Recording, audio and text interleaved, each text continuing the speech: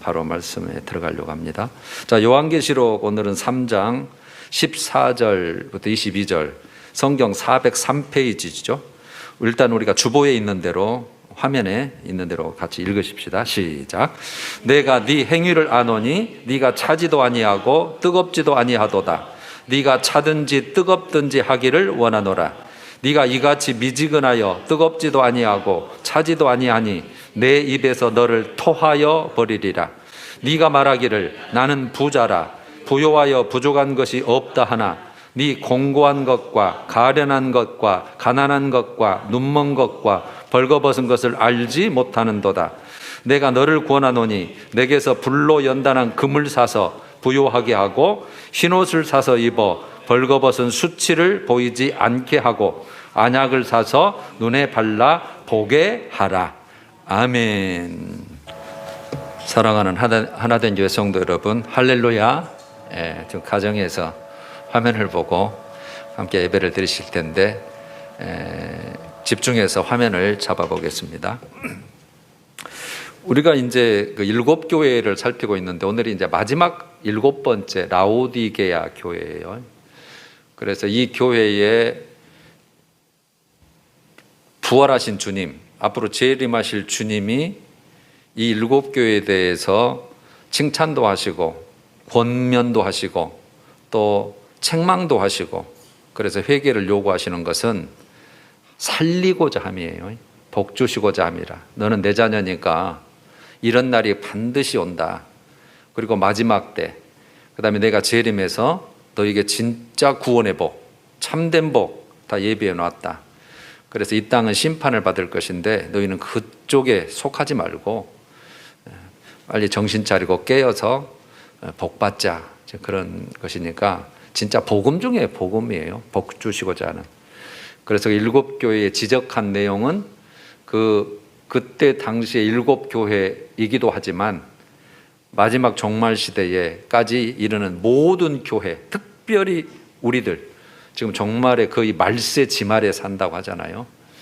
그래서 우리에게 가장 큰 경종이 되는, 교훈이 되는 그런 내용들이에요. 그래서 나를 살피고 교회를 살피는 그런 내용이에요. 이렇게만 되면 너는 정말 내가 택한 백성으로서 내가 예비한 모든 복을 누릴 수 있다. 그걸 우리에게 계속 지금 말씀해 주는 것이 목적이에요. 그래서 우리가 한 교회씩 7주를 일부러 할애해서 자세히 지금 살피고 있습니다. 오늘 마지막까지 왔는데 제가 이제 오늘 7번째 보면서 어떤 말씀을 하셨을까? 어떤 교회 칭찬을 하시고 만족해 하셨을까? 그게 이제 딱 드러나잖아요. 7개를 다 보면. 뼈대, 핵심, 요점, 이것을 딱 요약해 보면 뭐냐면요, 인내의 믿음이더라고요. 인내의 믿음. 인내의 믿음을 지켰다는 거죠. 그게 필요하다는 거죠. 그러니까 우리가 믿음은 다 있죠. 그러나 인내, 그래서 인내는 하나님이 주신 복, 면류관, 상급, 영생을 누리기 위한 필수적인, 절대적 필수가 인내예요. 인내. 지금도 인내하는 기간이죠. 이런 어려움, 저런 어려움, 앞으로 이제 엄청난 핍박. 지금은 이제 온라인 예배를 위해서 9명까지다. 샅샅이 조사하고 이거 살펴보겠다. 그래서 조치를 취하겠다 해서 지금 우리가 지금 이 상황, 찬양도 드릴 수 없고, 근데 앞으로 이제 이게 좀 강화되면 이제 못 드리게도 할 수 있겠죠. 그럴지라도 우리가 어떤 상황에 처해도 에이 못 믿겠네, 에이 하나님 안 계신가 보네, 이런 것도 하나님 해결 못하고 되겠고 이런 생각들이 착 타고 들어와요. 그럴 때 인내의 믿음, 하나님의 말씀은 1.1획도 변함이 없고 이런 건 다 우리를 깨우치기 위한, 또 하나님의 시간표에 의해서 하나님께서 진행하시는 모습이시다. 그래서 끝끝내 그 믿음을 지키려니까 참고 견디고 이 인내가 필요한 거잖아요.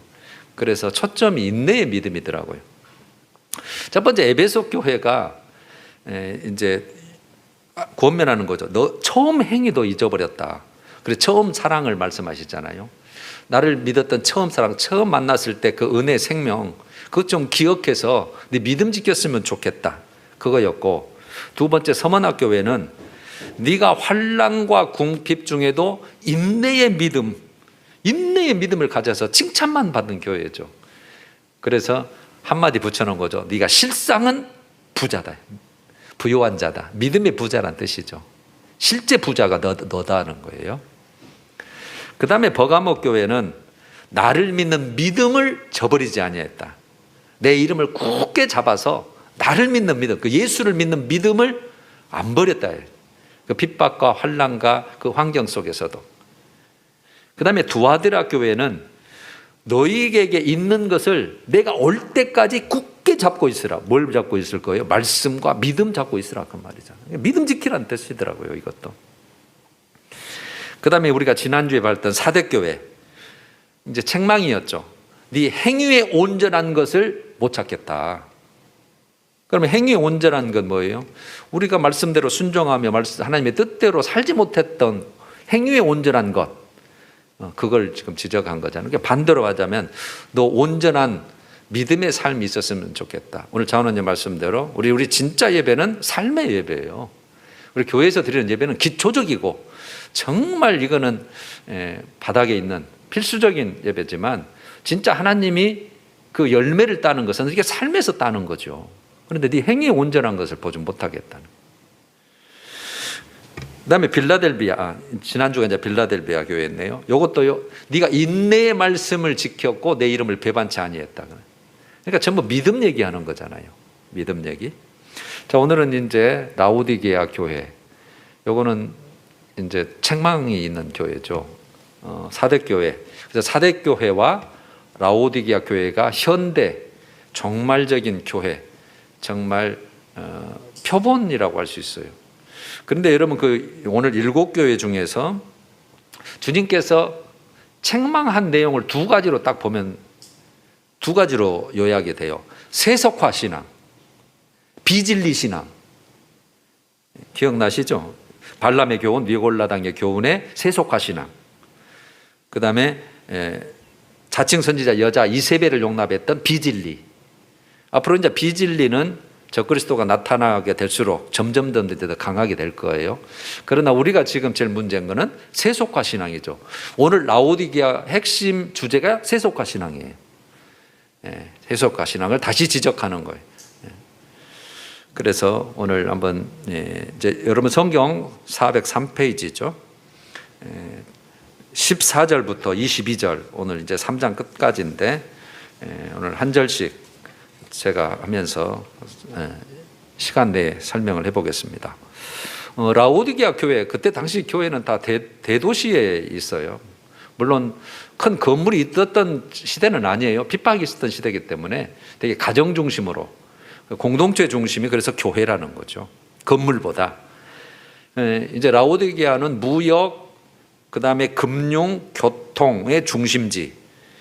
그러면 여러분 무역, 교통, 돈 중심지라면 부를 축적하기에 가장 좋은 도시죠.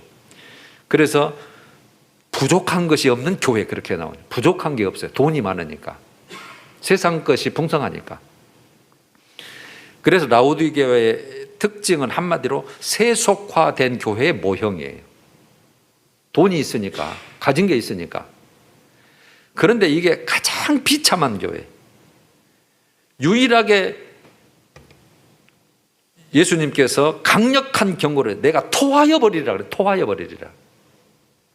내 새끼인데 내가 이게 품고 있는데 이걸 그냥 토하고 싶다고 하는 거죠. 마태복음 18장 8절에 예수님께서 사역하실 때 이 말씀을 하셔요. 인자가 올 때에, 즉 재림 때죠. 인자가 올 때에, 재림 때에 세상에서 믿음을 보겠느냐 그랬어요. 믿음을 보겠느냐. 그래서 종말에 있을 교회에 대한 그 염려, 탄식을 미리 지금 다 해 주시는 거예요. 이 뜻은 인자가 올 때에, 즉 마지막 시대에, 종말 시대에 나를 맞이할 수 있는 믿음 있는 자가 몇 명이나 있겠냐 말이에요. 그분이니까 다 아시겠죠. 뭐 우리 교인을 100으로 놓고 본다면 몇 명이나 내가 올 때까지 정말 준비되어 있고 예비되어 있는 그 믿음을 몇 명이나 보겠느냐, 이런 뜻이잖아요. 라오디게아 교회가요, 그런데 스스로는 부요한 믿음을 자부하고 있다는 거예요. 이게 이제 가장 큰 이제 문제거리죠.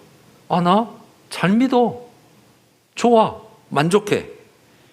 그런데 주님은 공고하고 가련한 믿음이라고 지금 책망하고 계십니다. 그러면서도 예수님은 이 라오디게아 교회를 끝까지 사랑하시는 것을 또 볼 수 있어요. 끝까지. 그러니까 내 음성을 듣고 문을 열면, 지금은 이제 문을 안 연 게 많잖아요. 문을 열면 내가 들어가서 너와 더불어 먹고 너는 나와 함께 먹는다. 내가 끝까지 내가 사랑하니까, 네, 좀 제발 좀 문 좀 열어다오. 이제 그런 말씀으로 오늘 이제 맞춰지는 거죠. 자, 14절부터 보겠습니다. 우리 혹시 성경 있으시면 우리 14절 앞에 볼까요? 시작. 아멘이시요 충성되고 참된 증인이시요 하나님의 창조의 근본이신 이가 이르시되, 이렇게 됐죠. 어떤 모습으로 나타나신가요? 아멘이시요 충성되고 참된 증인, 이렇게 됐죠. 그러면 아멘이란 뜻은 참으로, 진실로라는 히브리어 뜻이고, 충성되고 참된 증인, 충성, 참된 증인, 진실된 증인. 그러니까 예수님이 그 사명을 다 하시기까지, 그분은 하나님의 아들이시면서 아버지 뜻에 죽기까지 순종하셔서 인류를 살리려고 하는 그 사명을 충성되고 정말 참된 증인으로서 그걸 다 알려주시고, 창조의 근본 되시니 그랬잖아요. 하나님이시면서도, 창조자시면서도 이렇게까지 사람이 되셔서 정말 참된 증인이 되시고 하나님 뜻을 이루기 위해서 충성된 증인. 그러니까 주님은 진실과 충성이 없는 라오디게아 교회의 그 참된 모습을 지금 보여주고 계시는 거예요. 너희들도 그랬으면 좋겠다는 거죠. 참된 믿음, 진실된 믿음, 참된 증인, 예수의 증인들, 예수의 제자들, 하나님의 사람들, 나는 그런 모습으로 나는 원한다 하는 뜻으로 그런 모습으로 지금 나타나신 거예요. 주님의 책망 15절이죠. 내가 네 행위를 아노니, 다 아신다 그랬어요. 행위를 다 알아요. 네가 차지도 아니하고 뜨겁지도 아니하도다. 네가 차든지 뜨겁든지 하기를 원하노라. 여기서 차다란 말은 신앙적으로 냉담하다는 뜻이죠. 믿는 사람 같은데 전혀 신앙적인 모습을, 진실된 모습을 못 보는 거죠.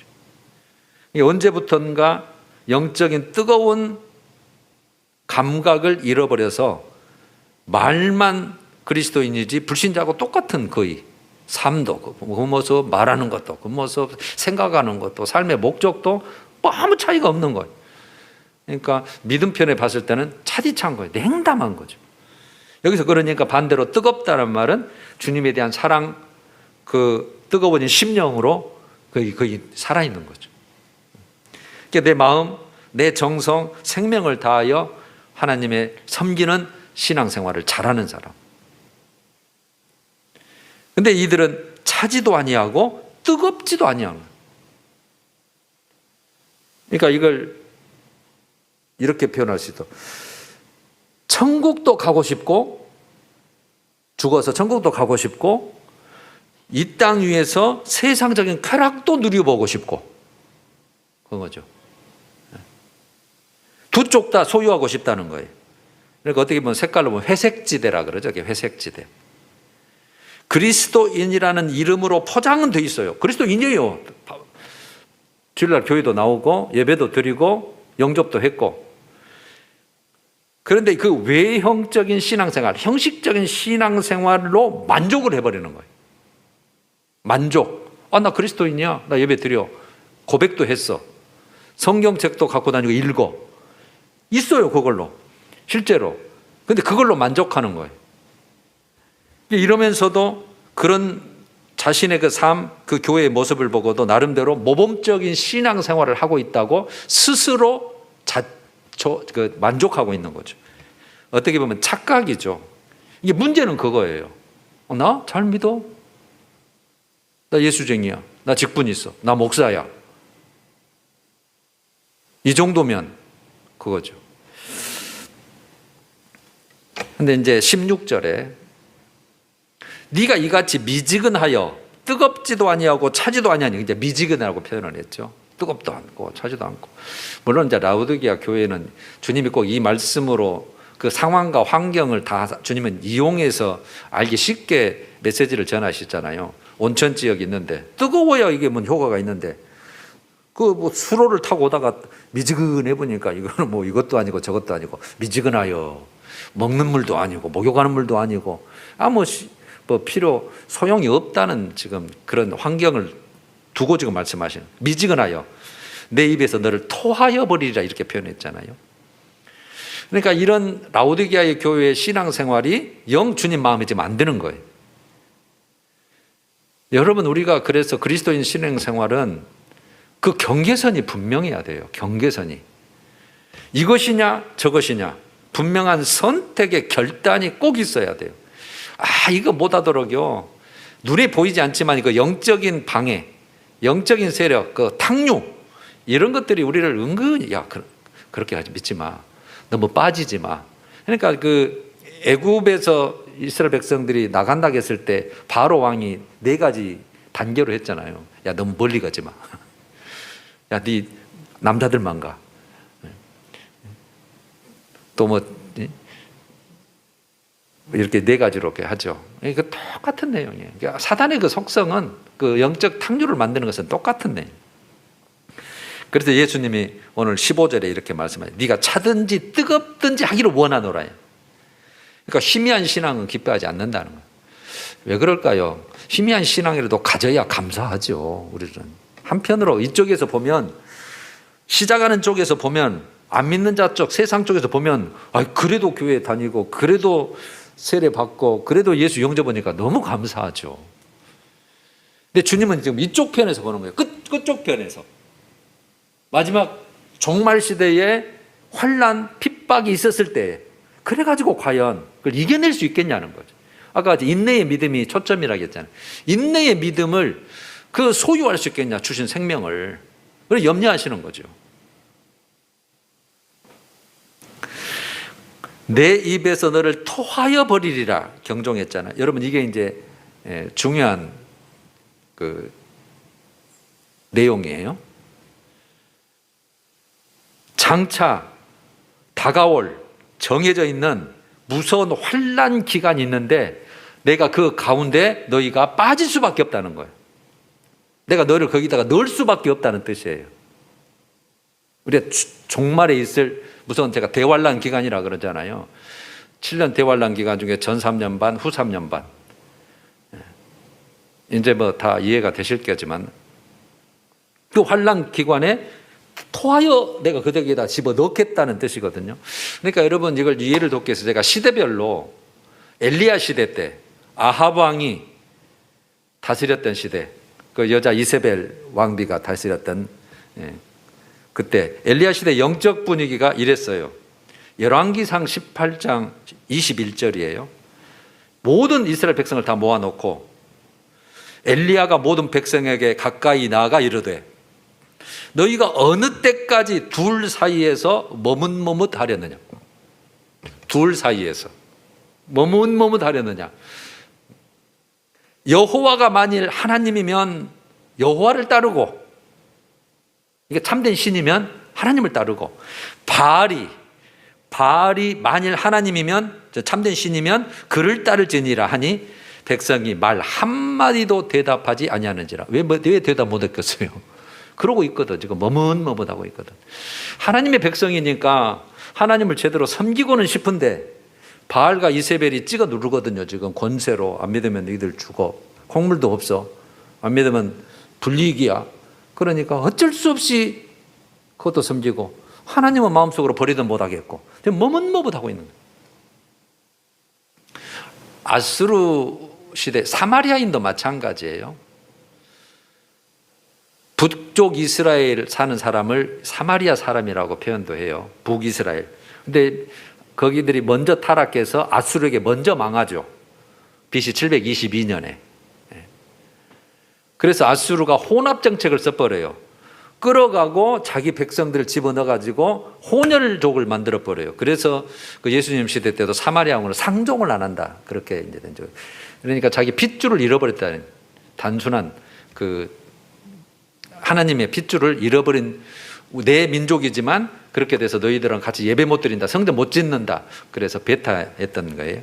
그래서 열왕기하 17장 33절에 그 사마리아인을 향해서 이와 같이 그들이 여호와도 경외하고, 이거 하나님 안 섬기는 게 아니에요.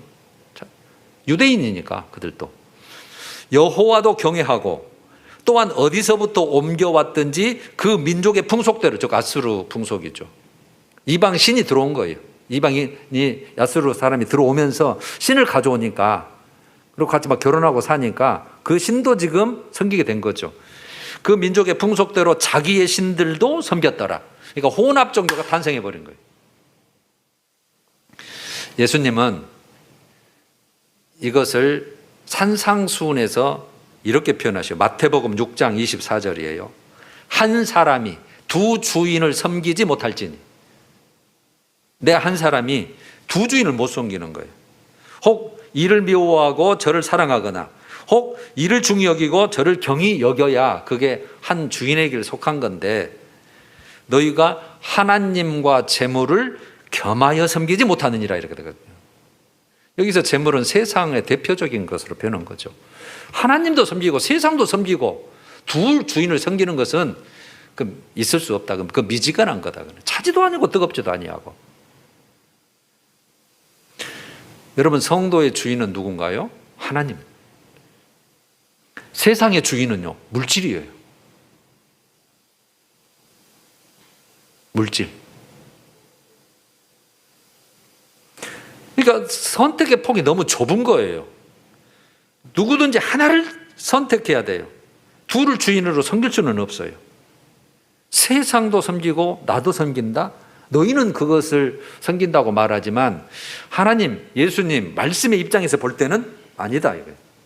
그러니까 우리가 착각할 수 있는 게 많잖아요. 우리 현대 그리스도인도, 우리 스스로 자신도 정말 우리가 깊이 생각하면 내가 진짜 돈을 더 사랑하는 게 아닌가? 나를 더 사랑하는가? 내 쾌락 사랑을 더 하는 게 아닌가? 그 야고 보세요. 그대로 나죠. 말세에 돈을 사랑하고 자기를 사랑하고.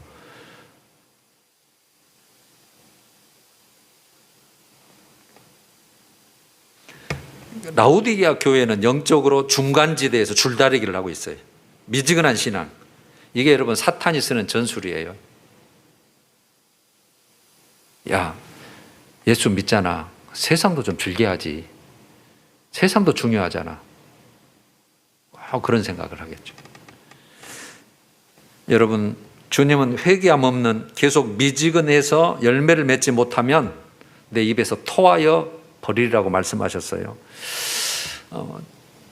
제가 그 글을 보니까 음식에도 맛의 온도가 있대요. 음식이, 특히 이제 물 맛을 제가 한번 찾아봤더니 물이 몇 도씨대가 제일 맛있을까? 그랬을 때 13도더만요. 13도. 섭씨 13도. 이게 우물물, 기어오르는 땅속에서는 우물물 온도예요. 그래서 우리가 우물물을 퍼서 먹으면 그때 맛있다, 시원하다 그렇게 느끼는 거예요. 진짜 그러니까 깊은 우물물이 시원한 것은 13도에서 15도 사이랍니다. 그걸 땅속에서 나오는 물이. 그 다음에 이제 찬물은 그렇고 뜨거운 물은 70도, 70도. 이 70도가 숭늉 온도가, 그래서 되게 70도일 때 그렇게 맛있고 고소고 몸에도 시원함을 느끼는. 근데 가장 맛없는 온도는요, 35도에서 40도. 우리 체온하고 비슷한 거. 미지근한 거, 맛없는 거. 그래서 커피에도 맛이 온도가 있다 그랬죠. 잘 아시겠네요. 커피 좋아하시는 분 많으니까. 커피가 최고로 마시는 온도가 63도에서 64도. 그때가 제일 커피 향도 좋고. 이렇게 뭐 음식에도 맛이 있네요. 신앙에도 온도가 있어야겠죠. 하나님 앞에서는 언제나 우리는 100도가 되면 좋겠죠. 뜨거워야. 가장 100도가 되면 뜨거워야, 그래야 사탄이 틈타지 못하고 악한 것이 와서 다 타져버리고 그 신앙 안에서 다 아무것도 아니고, 야 나는 주님 거야, 나 하나님 거야, 내 성전이야. 아, 세상 좋기는 해, 누리고 싶어 내 욕정은, 그러나 나 그거 졸업했어. 나 다 누려. 신앙 온도가 항상 뜨거우니까 세상 것이 다 와서 다 힘을 못 쓰는 거예요. 17절 자, 한번 같이 볼까요? 시작. 네가 말하기를 나는 부자라 부요하여 부족한 것이 없다 하나 네 공고한 것과 가련한 것과 눈먼 것과 벌거벗은 것을 알지 못하는도다. 야, 이제 이게 문제죠. 그러니까 라우디게아 교인들이, 야, 나 부자요, 풍성해, 부족한 거 없어. 자신들의 고백처럼 부요했어요. 물질적 축복을 마음껏 누리고 있어요. 먹고 마시고 시집가고 장가가고 집 짓고 팔고 사고 뭐 너무 이래 풍요로워요. 교회도 물량적으로도 물질적으로도 풍요로워요. 풍성해요. 건물도 멋져요. 풍성한 재정으로 교회 이름으로 많은 사업도 가지가지 해요. 이 이상 할 일이 뭔가 할 정도로, 그러니까 스스로 자만한 거죠. 우리 잘하고 있다는 거죠. 감사하죠. 그렇게 하고 있는 것이. 안 하는 것보다 100번 나으니까. 그러나 항상 성경은 어디에서 본다고요? 종착지에서, 하나님의 눈에서, 하늘에서, 하나님의 심판대에서 항상 우리를 지적하고 경상시키는 거예요. 왜? 종착지가 거기니까. 우리는 시달점 세상의 눈으로 보면 그래도 잘하고 있네. 나는 그렇게 평가를 하고 싶어요. 항상 우리는 세상 쪽에서 시발점에서 우리는 보려고 하고, 그러니까 잘하는 것만 보이는 거죠. 근데 주님은, 야, 그러면 안 돼. 다 잘해야 돼. 더 잘해야 돼. 항상 그 시야로 여러분 성경을 보면 금방 분별이 돼요. 그러니까 문제는 그거예요. 주님은 그렇게 인정 안 하겠다는 거예요. 주님은 영적 상태를, 마음의 중심의 상태를 보고 계시는 거죠. 네 공고한 것과 가련한 것과 눈먼 것과 벌거벗은 것을 알지 못한다는 거예요. 모르고 있다는 거예요. 너는 좀 잘하고 부자다 이런 정도면 뭐 내가 뭘 더 하랴. 그러는데 아니, 너 진짜 알 것을 모르고 있어. 진짜 알 것을 모르고 있어. 여기서 여러분 공고하다, 고통을 때려요. 고통. 뭐 여인이 해산할 때 이만한 죽음보다 고통스러운 것, 가련하다, 뭐 불쌍하다는 마음이, 눈먼 건 영적 소격이라는 뜻이고, 벌거벗었단 말은 주님이 인정하시는 믿음의 옷이 없다는 거잖아요. 예복 없이 혼인잔치에 못 들어가잖아요. 그 예복이 없다는 자잖아요. 마태복음 22장에 잔치를 벌였는데 예복을 입지 않은 한 사람을 내쫓았다는 그 예수님 기사가 있죠. 그들은 신부가 단장해야 될 세마포 흰옷, 믿음의 옷에 대해서는 관심이 없어요. 입만 무성한 무화과처럼 딱 맞아요. 그게 입만 무성해요. 그러니까 와, 나무 튼튼하네, 많이 컸네, 그늘도 있네, 야, 대단히 성장했다. 그런 것처럼 눈에 보이는 세상, 눈에 보이는 사업, 눈에 보이는 어떤 외적인 믿음의 형식, 믿음의 형식적인 예배, 헌신, 봉사, 이것은 풍성해요. 내가 더 이상 어떻게 잘하랴, 이러는 거죠. 이걸 제가 성경에서 부자와 나사로, 누가복음 16장이죠. 두 인물, 부자와 나사로가 있잖아요. 부자는 세상적으로 모든 사람의 선망의 대상이죠. 거지는요, 실패자죠, 루저죠. 그러나 주님이 보는 것은 뭐예요? 세상 관점과 완전 달라요. 부자는 불행하고 어리석고 공고한 자예요. 지금은 연락을 누리고 좋은 옷을 입고 떵떵거리고, 부자는 저 밑에서 개가 핥는 정도로 얻어먹고 다니고 없이 보이고 심패당하겠지만, 주님 보면 아이고 아니다. 그런데 나사로는요, 거지 나사로는 영적으로 부여자예요. 행복자예요. 나중에 천사의 들림을 받아서 아브라함의 품에 낙원에 들어가 버렸잖아요. 주님은 그걸 보는 건데요. 그걸. 우리는 지금 누리고 있는 거, 가지고 있는 거, 외적인 거, 물질적인 거, 세상적인 것으로 보고 판단하고, 나 부자야, 나 잘하고 있어, 그러지만 주님은 종착지를 해서 항상 내다보고 계시잖아요. 위에서.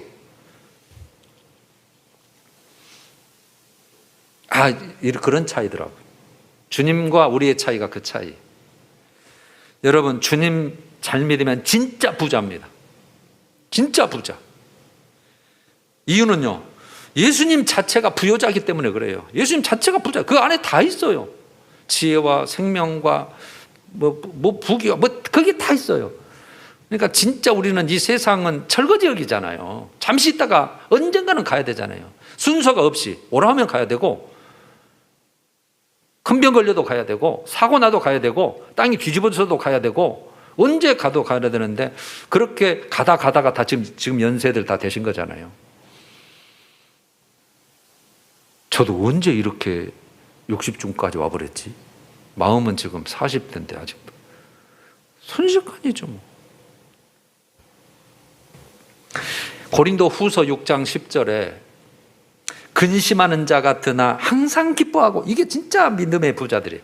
근심하는 자 같다. 세상 사람이 볼 때는 아이고 돈도 없고 사업도 실패하고 건강도 안 되고, 근심하는 자 같으나 항상 기뻐해요. 가난한 자 같으나 많은 사람을 부유하게 하고, 아무것도 없는 자 같으나 모든 것을 가진 자로다라고 고린도 후서 6장 10절에 우리에게 너의 진짜는 네가 부자야.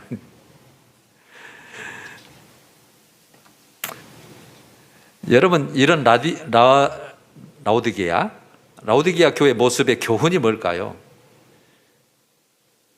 대표적인 종말교회 모습이, 현대교회 모습이에요. 주님이 보시는 진짜 모습은 네가 모른다는 거예요. 자, 우리 마지막으로 라오디게아 교회가 살 길이 뭐냐? 18절이죠. 한번 같이 읽어요. 중요하니까요. 시작. 내가 너를 권하노니 내게서 불로 연단한 금을 사서 부요하게 하고, 흰옷을 사서 입어 벌거벗은 수치를 보이지 않게 하고, 안약을 사서 눈에 발라 보게 하라. 여기서 내게서 불로 연단한 금, 흰옷, 안약, 그것을 구해라는 거잖아요. 사라.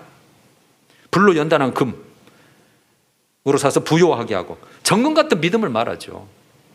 다 연단돼서, 불로 연단했으니까 연단된 믿음.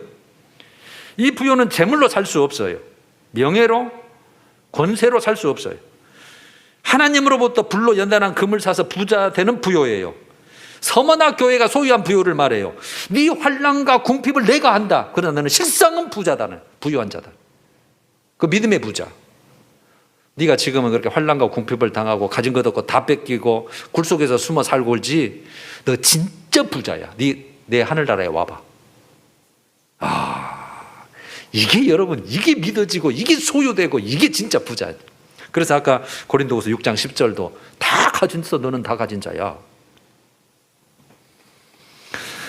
인내의 믿음. 여기에서 불로 연단한 믿음은, 이 부요는 환난과 궁핍 중에서 신앙적인 연단을 받아서 얻을 수 있는 성숙한 인내의 믿음을 가졌다는 걸 말해요. 그러니까 가만히 있어가지고 지금 미지근하잖아요. 그런데 그걸 깨치고 이거 이러면 안 되겠다. 시험에 들어가 버리니까, 환난 속에 싹 들어보니까 거기에서 내가 이렇게 살 자가 아니고 주님 말씀이 맞았구나. 거기서 그게 연단되는 거예요. 막 그걸 참고 견디고 인내하고. 그래서 이제 그 환난에 들어가서 연단받아 참된 신앙의 모습이 된다는 뜻이에요. 흰옷을 사서 입어 벌거벗은 수치를 보이지 않게 하고. 지금 벌거벗고 있잖아요. 영적으로 옷이 없는 거잖아요. 흰옷, 믿음의 옷, 의의 옷, 예복. 여기서 흰옷은 의의 세마포 옷, 성도가 가져야 될 믿음의 정절을 말하잖아요. 회개해서 온전한 행위를 갔을 때 그 옷이 준비되는 거니까. 계시록 7장 14절에 흰옷 입은 무리를 이렇게 표현하잖아요. 이는 큰 환난에서 나오는 자들인데 어린 양의 피에 그 옷을 씻어 희게 하였느니라. 그 옷을 씻어, 행위를 회개하고 정말 올바른 말씀 안으로 들어왔을 때 그때 입는 옷, 진실한 회개에서 얻을 수 있는 의의 옷을 말해요. 흰옷. 그래서 대환란 가운데서 시련의 과정을 통과하면서 연단 가운데서 회개하여 이 옷을 준비해야 돼요. 라오디게아 교회는. 세 번째, 안약을 사서 눈에 발라보게 하라. 영적인 눈이죠. 안약은 하나님 나라를 볼 수 있는, 영적 세계를 볼 수 있는 영적 눈, 믿음의 눈, 말씀의 눈, 하나님의 눈. 그러니까 라오디게아 교회는 세상 바라보는 눈은 밝았어요. 그러니까 풍요하도록 하죠. 가졌으니까.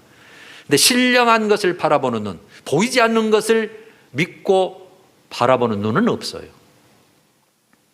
그래서 형식적인 믿음, 외식적인 믿음, 그런 거죠. 대환란 중에서 비로소 신령한 눈이 열리겠죠. 왜? 연단을 받으니까. 불에 태워졌다는 것은 다 불순물이 제거돼서 순금이 나온다는 그 말이에요. 실수한 믿음이 나온다는 거죠. 그래서 자기들의 벌거벗은 모습을 그때 깨닫는 거죠. 아, 내가 열심은 있고 부족함이 없다겠는데 내가 우리 상태가 그랬구나. 벌거벗은 모습, 공고하고 가련한 모습을 깨달아서 회개하고 돌아서게 됩니다.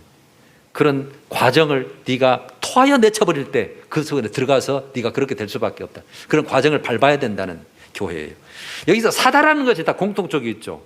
흰 옷을 산다, 불로 연단한 금을 산다, 또 안약을 산다.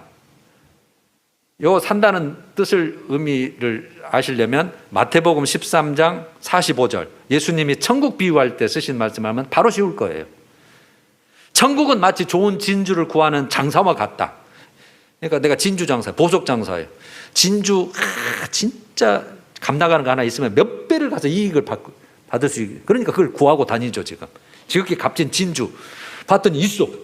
요만한 거 있어요. 요만한 거. 진주가 요만한 거야. 세상에 하나밖에 없는 거예요. 사야죠. 이거 몇 배 장사가 남는데, 아무도 없는데, 부르는 거에 그 값인데, 그런 장사와 같다는 거예요. 비유죠. 값진 진주 하나를 발견했어요. 그럼 어떻게 해야 되겠어요? 멀뚱멀뚱 봐야 돼요? 아니죠. 가서 잠깐만 기다리십시오. 내가 살 돈을 가지고 올 테니까 잠깐만 남한테 내면 안 됩니다 할 정도로 부탁해놓고 가서 자기의 소유를 다 팔아야죠. 이거 사면 몇 배 남는데, 지금 집 있는 거 뭐는 거 다 팔아서 이거 사면 몇십 배 몇백 배 남는데 사야죠. 그래서 자기 소유를 다 팔아 그 진주를 사느니라 나오죠. 산다는 것은 그 무엇을 소유하기 위해서, 진주를 소유하기 위해서 모든 희생과 모든 값을 치른다는 뜻이에요. 공짜로 얻는 게 아니란 말이에요.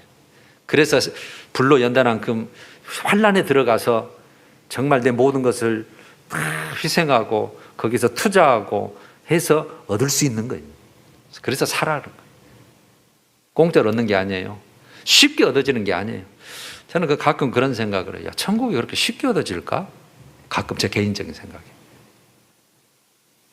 그 좋은 천국을 우리는 한 달에 그 생활비를 벌려고, 우리 몇백만 원을 벌려고 그렇게 땀 흘리고 눈치 보고 피곤해도 나가야 되고 그 정도 우리가 일주일을 사는데, 영원토록 그 황금 보석 집을 그렇게 쉽게 주님이 아무에게 열어줄까?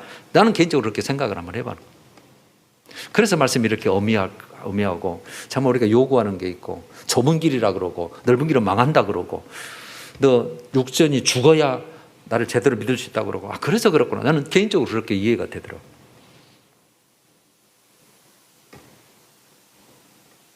19절 물은 내가 사랑하는 자를 책망하여 징계하는, 여기서 나오네요. 내가 사랑하는 자, 사랑하죠. 라우디게 교회도 택한 백성이니까, 교회니까.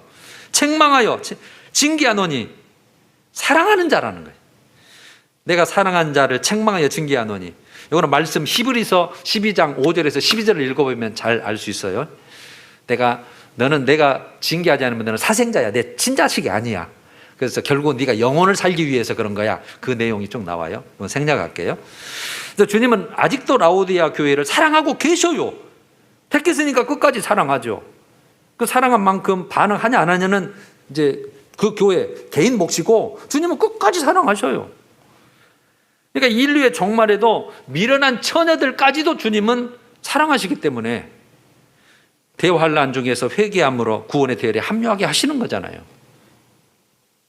사랑하시니까 그걸 버려보는 게 아니에요. 문이 닫혔을 뿐이요. 그러나 마지막 문이 남아있다.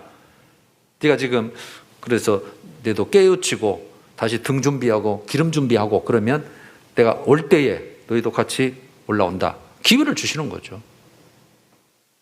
20절 볼지어다 내가 문 밖에 서서 두드리노니 누구든지 내 음성을 듣고 문을 열면 내가 그에게로 들어가 그와 더불어 먹고 그는 나와 더불어 먹으리라. 이 그림 있죠. 여러분들 그림 진짜 많이 돌아다니잖아요. 참 잘 그려졌어요. 이 그림은 19세기의 영국 화가 윌리 등불을 든 그리스도예요. 제목 이름이, 이 화가가 그린 그림이 등불을 든 그리스도. 그래서 그림을 한참에 보면 한밤중에 정원에서 이거 닫혀진 문이 있죠.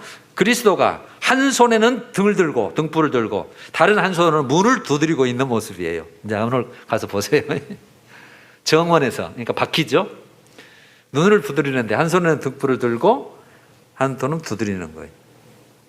그런데 이 그림의 특징 하나가 있죠. 그 문에는 손잡이가 없어요. 밖에 손잡이가 없어요. 안에서 열어줘야 돼요. 그 그림의 가장 큰 특징입니다. 주님이 열 수 있는 문이 아니에요. 그냥 두드리기만 하지. 안에서 열어줘야 돼요. 마음의 문도, 믿음의 문도, 헌신의 문도, 회개의 문도 본인이 열어줘야 돼요. 21절. 이기는 그에게는 내가 내 보좌에 함께 앉게 하여 주기를 내가 이기고 아버지 보좌에 함께 앉는 것과 같이라. 그러니까 내 보좌에, 천국의 그 자리에 함께 앉게 하여 주겠다는 말이잖아요. 주님과 함께 정말 모든 것을 누리는 축복, 만국을 다스리는 그런 축복을 주겠다는 뜻이잖아요. 여러분 정리해 보면 라오디게아 교회는 종말의, 지금 우리 시대 때 세상에 범람할 교회의 모습입니다. 종말 교회는 보이는 것에 치중을 해요. 물량적인 외모에 만족해요. 세속화 신앙이죠. 한마디로 말하면 세속화. 근데 본인은 모르는 거예요. 이 정도면 목사도 장로님도 권사님도 다 우리 교인들도 나 이 정도만 믿으면 되는 거 아니야? 내 환경에 이 정도면 되는 거 아니야? 다 지금 우리가 그런 마음을 가질 수 있어요. 그러나 나는 보는 위치가 중요하다고 그랬죠. 내 개인적으로. 그거는 우리가 세상에서 이 땅에서 지금 보는 눈일 수 있어요. 안약을 사서 영적인 눈으로 보고 흰옷을 내가 흰옷 없네? 그걸 보는 눈이었어야 되고 종착지에서 주님의 눈으로 심판대 앞에서 하늘에서 누리고 있는 내 모습에서 현재 나를, 그건 장래 이루어질 일이지만 나를 보고 있는 모습을 보면 야, 너 그렇게 살 줄 아니야. 너 지금 그거 한번 헛것 가지고 뭐들을 그렇게 신경 쓰고 거기에 투자하고 야, 네 인생 다 팔아서 믿음에 투자해, 하늘에 투자해, 거기에 투자해. 막 내가 앞으로 내가 나를 책망하는 거죠. 그런 모습. 지금도 주님은 두드리고 계셔. 좀 열어다오. 은혜 줄게. 생명 줄게. 내가 함께 너와 가서 들어서 먹고 살고 너는 나와 더불어 먹고 살 거야. 끝까지 하늘 보좌에까지. 이 세상도 내가 너 책임질게. 평안 줄게. 위로해 줄게. 세상을 이길 능력 줄게. 좀 열어줘. 그 그림. 이게 여러분 일곱교회의 마지막 우리에게 주는 가장 큰 교훈으로 받았으면 좋겠습니다. 우리가 만족하지 말고 지금도 두드리고. 베드로 사도가 부탁했죠. 거룩한 행실과 경건함으로, 거룩한 행실과 경건함으로 하나님의 날, 즉 그의 날, 재림날이죠. 재림의 날이 임하기를 바라보고 사모하는 마음을 가져라. 그러니까 재림을 기다리고, 초대교회 때부터 그 재림을 기다리는 신앙, 그래서 재림 신앙이 중요해요. 항상 주님 앞에 서는 신앙, 그 신앙을 가지면 우리 절대로 세속화되지 않아요. 그래서 주의 재림을 준비하는, 그러니까 개인적인 종말이 먼저 오든 역사적인 종말이 먼저 오든 항상 이게 베드로 후서 3장 11절 12절 말씀이에요. 베드로도 그렇게 부탁을 하죠. 여러분 하나된 교회 성도들이요, 오늘도 초소에서 예배를 드려서 감사하고 정말 오늘 일곱교회 마지막 항상 인내의 믿음을 주님께서는 칭찬하시고 그걸 요구하신다는 거. 그 다음에 오늘 또 우리를 두드리고 계십니다. 네가 모르는 게 있다는 거예요. 모르는 게 있다. 그래서 교회가 중요한 거예요. 교회가 깨우치게 하고 말씀해야 되고 가르치는 거 선포하고 그래야 깨닫는 거잖아요. 내가 혼자 집에서 성경 보고 말씀 보고 나 잘 믿어 성경 보고 있잖아. 이걸로 우리가 못 보는 게 너무 많을 수 있다는. 그래서 목사가 필요하고 가르침이 필요하고 성령의 역사 인도함이 필요한 거죠. 할렐루야. 너무나 고맙고 일곱교회를 잘 들어주셔서 감사하고 다음 주에는 로마서를 한번 보고 그 다음에 또 가도록 하겠습니다. 찬양 드리죠. 521장 구원으로 인도하는 1, 2절.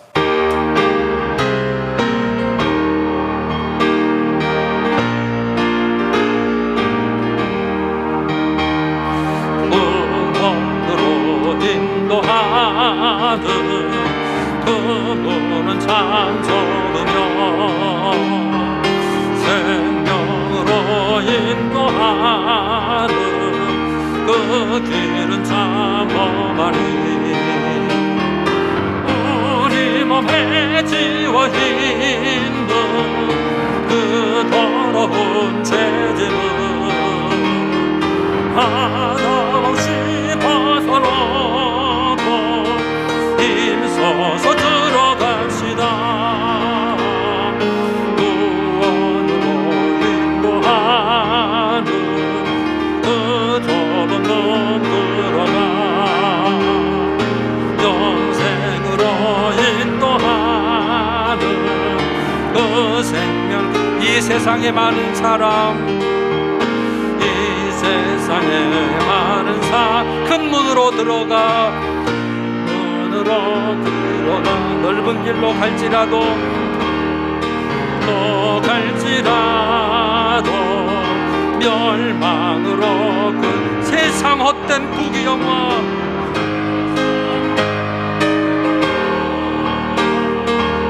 모두 내어버리고 그의 말씀 순종하여 그 생명 들어갑시다. 구원으로 인도하는 그 좁은 문 들어가 영생으로 인도하는 그 생명길과 간주. 구원의 문 열려 있습니다. 주의 공로입니다. 구원의 문 열렸으니 주의 공로입니다. 구원으로 들어가서 생명길로 갑시다. 구원의 문 닫히는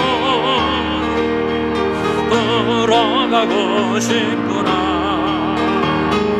한 번 닫힌 구원의 문 또 열려지지 않으리.